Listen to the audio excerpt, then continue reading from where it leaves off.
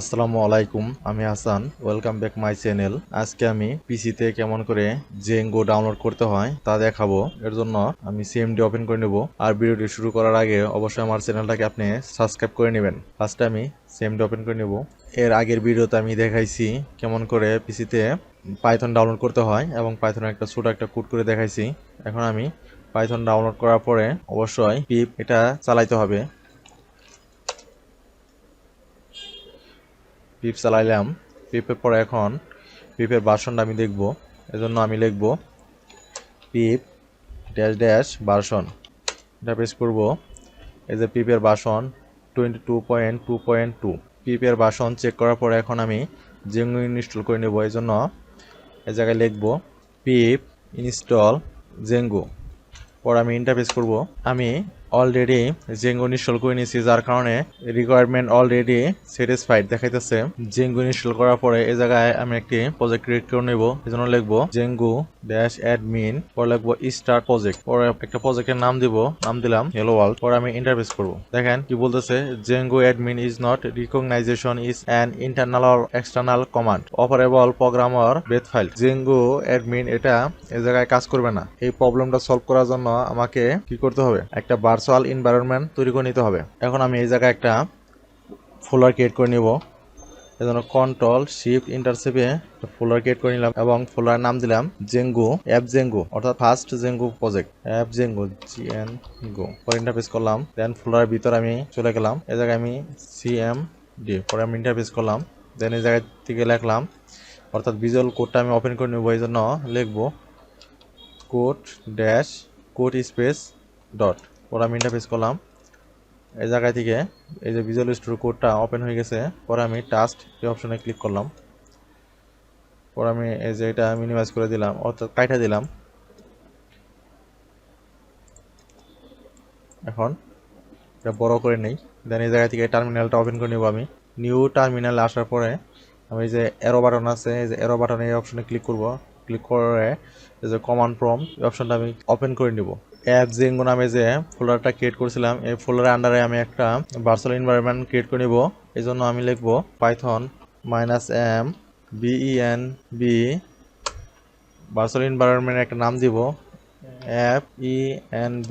পরে আমি ইন্টারফেস করব। ইন্টারফেস করার পরে সাথে সাথে দেখেন যে ভার্চুয়াল এনভায়রনমেন্ট তৈরি হয়ে গেছে। এখন ভার্চুয়াল এনভায়রনমেন্টের ভিতরে যাইতে হবে। এই যে দেখেন ভার্চুয়াল এনভায়রনমেন্ট তৈরি হয়ে গেছে। বোঝার সুবিধার্থে এখন আমি যে এক ফোল্ডার ক্রিয়েট করেছিলাম অ্যাপ জেঙ্গো নামে, তার ভিতরে দেখেন এই যে FENV নামে ভার্চুয়াল এনভায়রনমেন্ট আছে, ওটা তৈরি হয়ে গেছে। এখন আমি এর ভিতরে যাব। যাওয়ার পরে যে স্ক্রিপ্টের ভিতরে যে অ্যাক্টিভ, অর্থাৎ ভার্চুয়াল এনভায়রনমেন্টটাকে অ্যাক্টিভ করে নিতে হবে। আমি ভিজুয়াল স্টুডিওর কোডের মাধ্যমে অ্যাক্টিভ করে নিব। এই জন্য কী করতে হবে, আমার ভিজুয়াল স্টুডিওর কোডের যে পাওয়ার শেল আছে, পাওয়ার শেলটা আমি ইউজ করব। ভার্চুয়াল এনভায়রনমেন্টের নাম লিখব FENV \script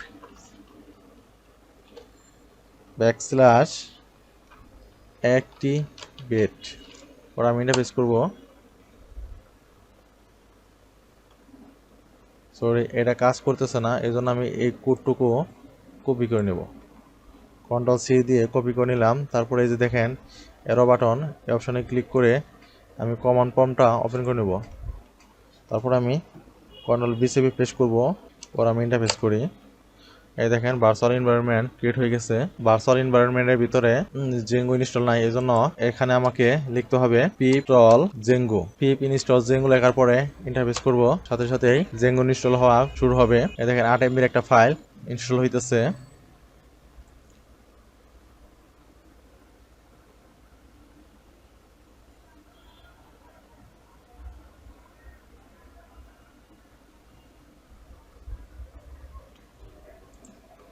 এরপরে এই জেঙ্গোর যে ভার্সনটা আছে এই ভার্সনটা চেক করে নিব। এই জন্য লিখবো django-admin স্পেস -- ভার্সন। পরে আমি ইন্টারফেস করব। তাহলে যে জেঙ্গোর যে নিউ ভার্সন 4.1.2 এটা দেখাবে। এরপর আমি আবার লিখবো django-admin। পরে আমি ইন্টারফেস করব। দেখেন জেঙ্গো অ্যাডমিন লেখার পরে যদি এরর আসতো, তাহলে এই ভার্চুয়াল এনভায়রনমেন্টের ভিতরে জেঙ্গো ইনস্টল হইতো না। দেখেন যেহেতু এই জায়গায় কোনো প্রকার এরর আসে নাই, সেহেতু এই জায়গায় জেঙ্গোটা ভালোভাবে ইনস্টল হয়েছে এবং জেঙ্গোর সাথে সাথে যে কমান্ডগুলো ব্যবহার করতে হবে কমান্ডগুলো এই জায়গায় চলে আসছে। যদি এই কমান্ডগুলো না আসে, যদি এরর আসতো, তাহলে বোঝা যাইতো যে ভার্চুয়াল এনভায়রনমেন্টের ভিতরে জেঙ্গোটা ইনস্টল হয় নাই সাকসেসফুলি ভাবে। ভার্চুয়াল এনভায়রনমেন্টের ভিতরে সাকসেসফুলি ভাবে জেঙ্গো ইনস্টল হওয়ার পরে আমি এই জায়গায় একটা প্রজেক্ট ক্রিয়েট করে নেব।